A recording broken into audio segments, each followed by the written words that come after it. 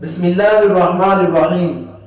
آج کی نشست میں 3 سوالات کے جوابات عرض کرنے ہیں۔ سوال نمبر 1، مجھے کتابیں پڑھنے کا بڑا شوق ہے، مطالعہ بڑا شوق سے کرتا ہوں اور بہت سی دینی کتابیں بھی پڑھتا ہوں، اور دینی کتابیں پڑھتا ہوئے بسا اوقات قرآن کریم کی آیات مبارکہ آ جاتی، بعض مرتبہ تو آیات پڑھ لیتا ہوں، بسا اوقات چھوڑ دیتا ہوں، کیونکہ مجھے پتا نہیں کہ بغیر وضو کے قرآن کریم کی آیات کو پڑھنا جائز ہے یا نہیں۔ تو بھی اس کا جواب یہ ہے کہ جب آپ مطالعہ کر رہے ہوتے ہیں تو مطالعے کے دوران اگر کوئی قرآن کی آیت مبارکہ آ جاتی ہے تو آپ اس کو پڑھ لیں، بغیر وضو کے قرآن کریم کی آیت مبارکہ کو پڑھنے میں کوئی حرج کی بات نہیں ہے۔ بغیر وضو کے آپ قرآن کریم کی آیت مبارکہ کو پڑھ سکتے ہیں، صرف احتیاط آپ کو اس چیز کی کرنی ہے کہ آپ نے اپنا ہاتھ ان آیات پر نہیں رکھنا، اپنا ہاتھ آپ نے ان آیات کو نہیں لگانا، کیونکہ بغیر وضو کے قرآن کریم کو جس طرح چھونا جائز نہیں ہے، اسی طرح سے قرآن کریم کی آیات مبارکہ کو بھی ہاتھ لگانا جائز نہیں ہے۔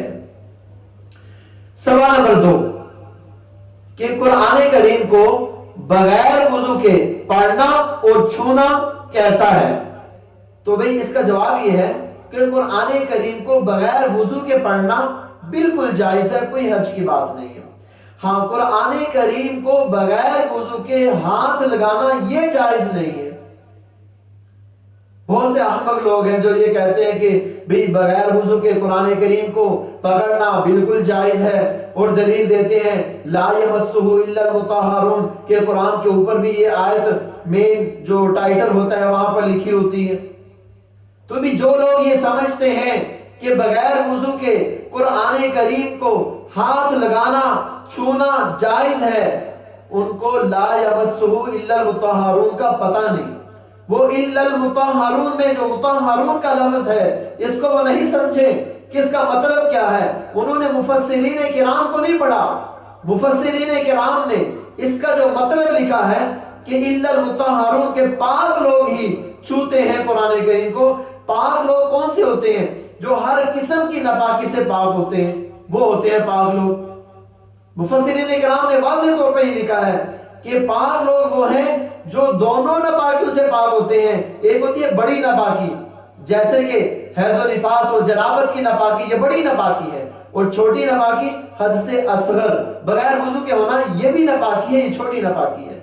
بڑی ناپاکی سے پاک ہونے کے لیے غسل کیا جاتا ہے، اور چھوٹی ناپاکی سے پاک ہونے کے لیے وضو کیا جاتا ہے، اور قرآن کریم کو پڑھنے کے لیے دونوں ناپاکیوں سے پاک ہونا ضروری ہے۔ لہٰذا بغیر وضو کے قرآن کریم کو پڑھنا تو درست ہے، لیکن اس کو چھونا، اس کو ہاتھ لگانا، اس کو پکڑنا یہ درست نہیں ہے، یہ جائز نہیں ہے۔ تیسرا سوال، کہ چھوٹے جو نابالغ بچے ہوتے ہیں، مساجد میں بھی پڑھتے ہیں قرآن کریم، گھروں میں بھی، مدارس میں بھی پڑھتے ہیں، ان کے لیے تو وضو کو برقرار رکھنا بڑا مشکل ہوتا ہے۔ تو بسا اوقات وہ نواقض وضو پیش آ جاتا ہے، ریح خارج ہو جاتی ہے، تو وضو ٹوٹ جاتا ہے، انہیں احساس تک نہیں ہوتا، تو پھر قرآن کریم ان کے لیے پڑھنا کیسا ہے؟ تو بھئی اس کا جواب یہ ہے کہ چھوٹے جو نابالغ بچے ہوتے ہیں ان کے لیے بغیر وضو کے قرآن کریم کو چھونا جائز ہے، درست ہے، کوئی حرج کی بات نہیں ہے۔ لیکن یاد رکھیں، ایک ہے آپ کی ذمہ داری، ایک ہے ان کے اوپر مسائل کا فرض ہونا، واجب ہونا، نہ ہونا، یہ ان کی ذمہ داری ہے، مکلف ہونا نہ ہونا، ایک ہے آپ کی ذمہ داری۔ اگر آپ دیکھ رہے ہیں کہ بچے نے وضو بھی کیا، بغیر وضو کے یہ پڑھنے کے لیے آ گیا، اب آپ یہ مت سمجھیں بچہ ہے اس کو پڑھنا جائز ہے لہٰذا اسے پڑھنے دیں، بلکہ اسے کہیں بیٹا وضو کر کے آئیں، قرآن کریم پڑھنے لگے ہیں، مقدس کتاب ہے، بغیر وضو کے پڑھنا درست نہیں ہے، جائز نہیں ہے، آپ جائیں وضو کر کے آئیں۔ بچوں کی تربیت کیجئے، بچوں کو بتائیں گے انہیں پتہ چلے گا، بچوں کو سکھائیں گے وہ سیکھیں گے۔ بڑوں کی ذمہ داری ہے کہ وہ بچوں کو